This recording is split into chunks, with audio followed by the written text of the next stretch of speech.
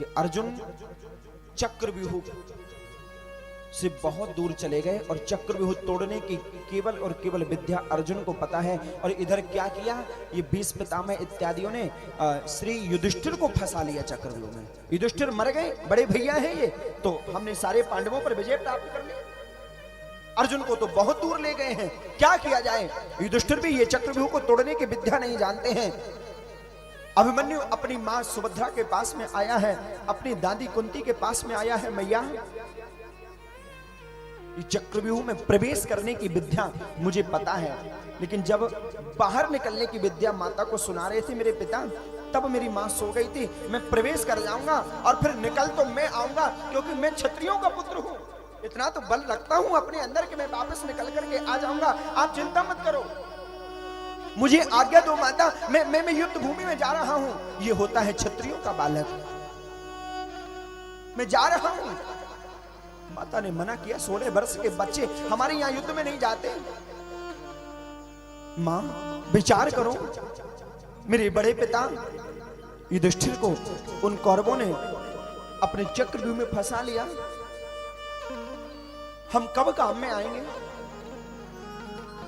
सुभद्रा के नेत्रों से, द्रौपदी के नेत्रों से अश्रु निपतित तो होने लगे। बेटा, मेरे मन में क्यों न जाने क्यों मेरे हाथ पांव कांप रहे हैं। मेरे मन में ये विचार आ रहा है, तू मत जा। अभिमन्यु बोला, मां क्षत्रिय पुत्र हूं, आप तो आशीर्वाद दो, तिलक करके विजयी भव का आशीर्वाद दो, मैं तो जा रहा हूं। चले हैं, याद आया मेरी पत्नी भी तो उत्तरा है, जरा उससे भी मिल लूं। उत्तरा के पास जैसे ही गए हैं अभिमन्यु, उत्तरा ने कहा, प्राणनाथ कहां जा रहे हो, कहां जा रहे हो प्राणनाथ। युद्ध करने के लिए जा रहा हूं, मत जाओ। आज जब प्रातः काल में सूर्य अर्घ देने के लिए गई तो मेरी ओर मुंह करके सियार रो रहे थे, अपशगुन होता है। जब तुलसी में दीपक रखने के लिए गई तो क्यों न जाने मेरे कानों का कुंडल नीचे गिर गया, मेरी बिंदी बार बार नीचे गिर रही है, मेरी साड़ी का पल्लू मेरे सिर से, मेरे मस्तक से बार बार नीचे गिर रहा है। पता नहीं सुबह से, प्रातः काल से मुझे न जाने कितने अपशगुन हो रहे हैं। प्राणनाथ, मैं समझ सकती हूं ये क्षत्रियों का कर्तव्य होता है, युद्ध से डरते नहीं है क्षत्रिय, आपको जाना पड़ेगा, लेकिन मुझे न जाने क्यों लग रहा है कि मैं आपका मुख अंतिम बार देख रही हूं। लेकिन एक बात मुझे बता जाओ,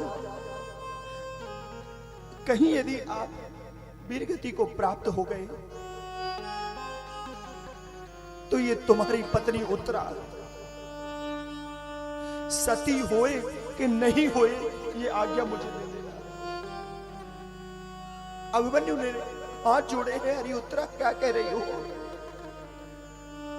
मैं तो सती होंगी, लेकिन बस एक बात का विचार मेरे हृदय में आ रहा है कि तुम्हारा जो अंश मेरे गर्भ में पालित हो रहा है, यदि मैं सती हुई तो एक साथ 2-2 हत्याएं होंगी, 2-2 हत्याएं होंगी। अभिमन्यु ने कहा, ऐसा नहीं बोलते,